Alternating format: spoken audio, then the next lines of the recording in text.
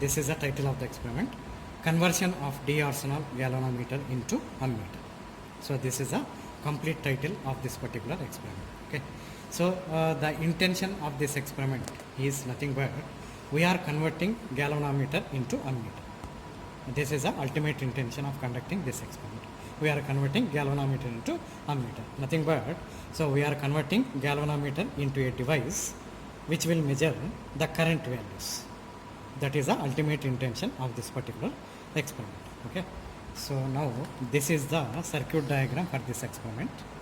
So in the circuit diagram you see this entire dotted line section is nothing but TRPS, one regulated power supply, RPS. This entire thing is called RPS. Okay, so next here this is ammeter, okay, and this is RE, and this is shunt resistance, and here it is called galvanometer.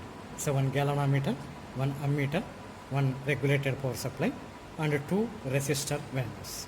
One is called shunt resistance and other is called this resistance is called as RE.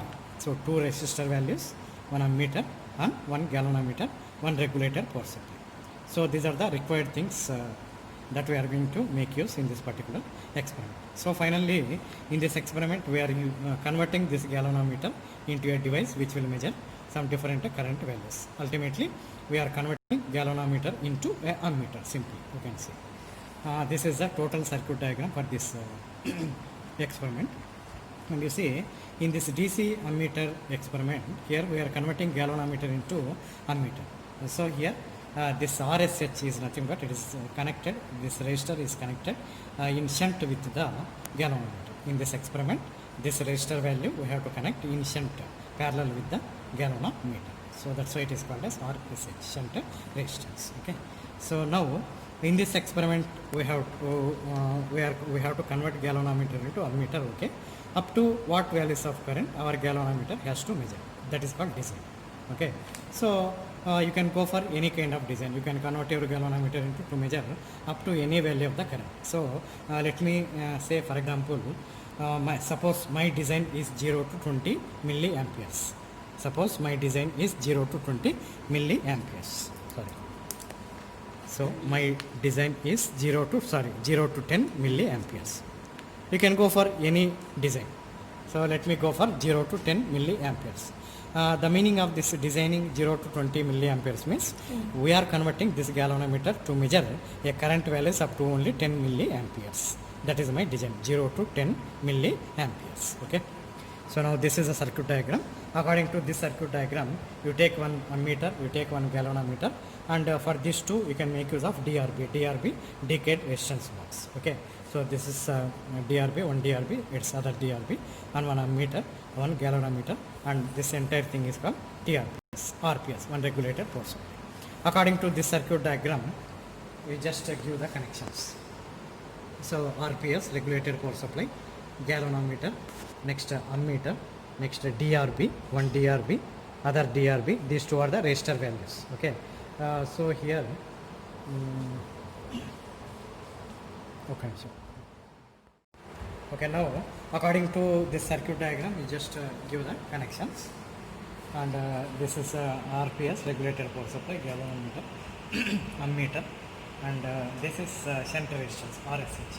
In the circuit diagram here RSH is the shunt resistance, so this is nothing but this here, and this is RE. So this RE is nothing but this DL. Now give the connection. Now before giving the power supply, make sure that whether you have given the connections properly or not, you just verify twice. So why? Because I already told you galvanometer is a very sensitive device. If you have given any wrong connection, there may be a chance of damaging the device. So that's why before giving the power supply, make sure that you see the connections properly, whether the connections are correct or not. You just verify twice. So once the connections are proper, once the connections are correct, you can give the power supply. But before giving the power supply, you have to find the value of this RSH and RE. So these two DRB, initially you keep some minimum values you can keep. You have to find out the shunt resistance and you have to find out this RE value. Okay. Now I will show you how to calculate the RSH and RE.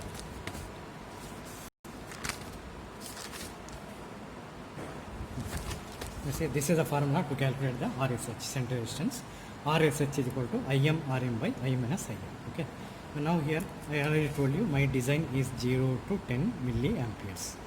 So for this I am designing 0 to 10 milliamperes. So here IM means meter current, galvanometer current. Okay. So here galvanometer current is here, you see. In my galvanometer it is 50 microamperes. Okay.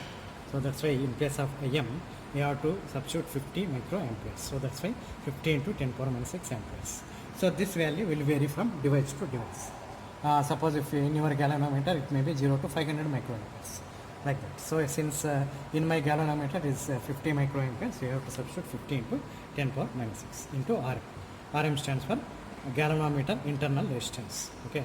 So to this galvanometer we have to find out the internal resistance by taking multimeter and keep positive, negative, keep the multimeter in the resistance mode, then multimeter will show some resistance value, that is the internal resistance of this galvanometer, that is called RM. RM stands for galvanometer resistance. That value we have to substitute. Here I measured my in RM for my galvanometer, it is showing 1.54 into 10 power 3 ohms. So that's why here I substituted 1.54 into 10 power 3, sorry, not minus 3, 1.54 into 10 power 3 divided by I. So here in case of I, what is your design? My design is 0 to 10 milliamperes. So this value we have to substitute here, I. Suppose if you are designing for 0 to 20 milliamperes, that 20 milliamperes is to be substituted in place of I. Since I designed for 0 to 10 milliamperes, in place of I substituted 10 milliamperes. Make sure that everything should be in terms of amperes. If it is resistance value, try to convert into ohms. If it is voltage value, try to convert into volts. If it is current value, try to convert into amperes. Okay. So that's why here it is amperes, 10 into 10 power 3 amperes. That is I, 10 milliamperes. Minus IM, this IM same. Galvanometer current. I already substituted 15 to 10 power minus 6, 15 to 10 power minus 6. Now after calculating I got 7.9 ohms. So this is my center resistance. I mean for my design is 0 to 10 milliamperes. For this particular design I got center resistance value as 7.9 ohms. This value we have to substitute in this DRB. We have to adjust this resistance value in this DRB. I adjusted already 7.9 ohms. Suppose if you are having ready-made resistance value for this value, directly you can connect that resistor also, no problem. Or you can go for the DRB, no problem. Anything you can use. Since 7.9 ohms resistor is not there with me, I connected DRB and I connected 7.9 ohms here in this DRB. This is called RSH. Now in the circuit diagram, I have substituted this value, center resistance value. Next RE I have to substitute. How to calculate RE? Here you see. Generally resistance is equal to voltage by current, right? Here maximum can go for 30 volts by using here. Maximum can go for 30 volts, that's why 30 divided by I. I means whatever the current value you are designing, 0 to 10 milliamperes, that value you have to substitute here. Now I got 3 kilowatts. This value you have to substitute for RE. So this is RE and this is RE. This is RSH, this is RE. So these two values according to your design. My design is 0 to 10 milliamperes. For this design, I got RSH is equal to 7.9 ohms, RE is equal to 3 kilo ohms. These two resistance values we have to substitute here. So this is RSH. According to your design, you can go for any design, no problem. Okay, it's not compulsory that you have to go for only 0 to 10 milliamperes. Whatever the your design, according to your design, you try to calculate the RSH and RE. Try to adjust those resistance values in these two DRB boxes. Okay. So next, one more thing you have to calculate, that is called multiplication factor. Before conducting the experiment, you have to calculate the multiplication factor. Multiplication factor formula is equal to number of divisions in the ammeter divided by number of divisions in the galvanometer. Okay. Now here you see, this is our ammeter. Here how many divisions are there? 20 divisions are there. But you should not take this 20 in that formula. So what is your design? According to your design, you have to take the divisions. My design is 0 to 10 milliamperes, right? So that's why here number of divisions in the meter I substituted only 10. Don't go for this value. According to your design, my design is 0 to 10 milliamperes, so that's why I substituted 10 here. number of divisions in the ammeter, 10 divided by number of divisions in the galvanometer. Now here how many are there? Maximum 50 are there. So that's why I substituted 50, I got 0.2. So this is our multiplication factor for this design. My design is 0 to 10 milliamperes. Now you are having multiplication factor. Now start doing the experiment. Okay.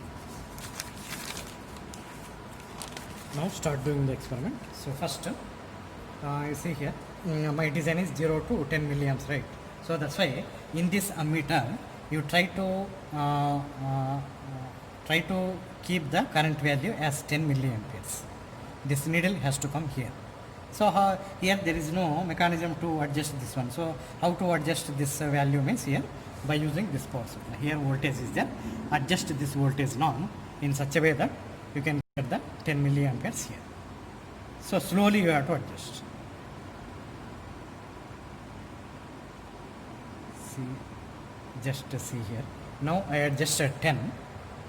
So for this 10, since my design is 0 to 10 milliamperes, I have to my galvanometer should show the maximum deflection. Here in this galvanometer, maximum deflection is 50. Exactly, if I keep 10 milliamperes, according to my design, my galvanometer has to show only 50 divisions. But here it is showing, it is crossing 50 divisions. So that's why you try to reduce the voltage in such a way that galvanometer has to show maximum deflection. Now you see 20. So here at 9 milliamperes of current I am getting maximum current. But actually theoretically 0 to 10 milliamperes means if I set this as 10 milliamperes, then only galvanometer has to show 50. That is theoretical actually. But because of some problems in the connection, these wires itself, they will be having some internal resistance. Because of that practical problems, you may not get exactly maximum deflection, but you can take no problem, you can go for reducing the current value in this also. So here when I set this 9 milliamperes, then I am getting maximum deflection 50. So you just keep like this. Okay. So now 10 milliamperes, 9, you see here. Since it is maximum 9 milliamperes, you go for table. So this is called true value, and this is galvanometer reading into multiplication factor percentage error. So true value means what this ammeter is showing, that is true value. For the true value, what galvanometer is showing, that is called measured value. So here this entire thing, this is called measured value. So true value, measured value. So in the measured value, suppose let me take 9 milliamperes. So here ammeter is I set this value as 9 milliamperes. So just note down here, true value 9 milliamperes. Whatever this device is showing, that is true value. Whatever galvanometer is showing, that is measured value. I mean practical value. Okay, so 9 milliamperes is the true value. So that I set I kept in this meter 9 milliamperes. So whatever this meter is showing, that is called true value, that I have noted here, 9 milliamperes. So for this, whatever galvanometer is showing, that we have to note down here, 50. Okay, so you see here for 9 it is showing 50, maximum 50. So that's why in the this is called 50 galvanometer reading GR into multiplication factor. So just now we calculated multiplication factor, and that multiplication factor is 0.2. So that's why 50 into 0.2, here I got 10. So 10 milliamperes is the measured value by using this galvanometer. Okay, so galvanometer is showing measured value, practical value of 10 milliamperes for the true value, theoretical value of 9 milliamperes, which is coincident. If deviation is more, then you have to go for the modifying the designing value. Okay. So here for this multiplication factor I am getting 10 milliamperes. So 9 milliamperes is, and for this 9 milliamperes true value I got 10 milliamperes. Okay. Now still if you want to reduce the percentage of error, okay, still suppose 9 milliamperes, if you want to go for measured value as 9.2 or 9.1 or 9.5 something, you can do one thing while calculating the multiplication factor.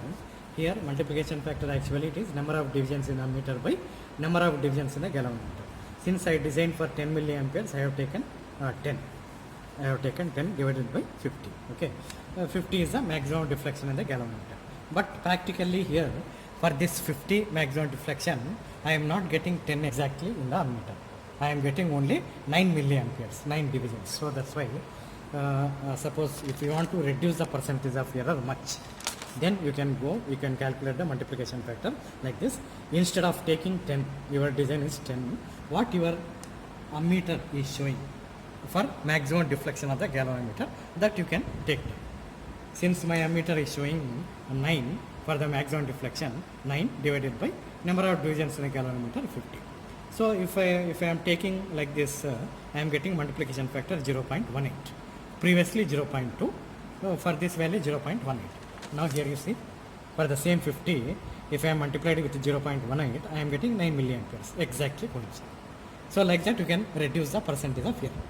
Okay, suppose if you are taking multiplication factor 0.2, you are getting 10 milliamperes, not much difference. But still, if you want to reduce the percentage of error, try to calculate the multiplication factor like this. 9 divided by 50, multiplication factor 0.18, multiply with galvanometer reading, I am getting 9 exactly. Measured value 9 milliamperes, theoretical value, true value 9 milliamperes, both are points. Okay, next to go for one more value, let me take 8 milliamperes. So here I am keeping 8 milliamperes. So just reduce here, 8 milliamperes, 8 is there, note down here 8 milliamperes. For this 8 milliamperes, we have to note down the galvanometer reading. So here galvanometer reading is some 44.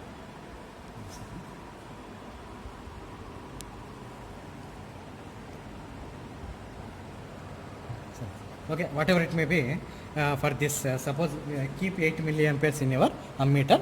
So then you have to note down the galvanometer reading. So for this I am getting 44 as a galvanometer reading.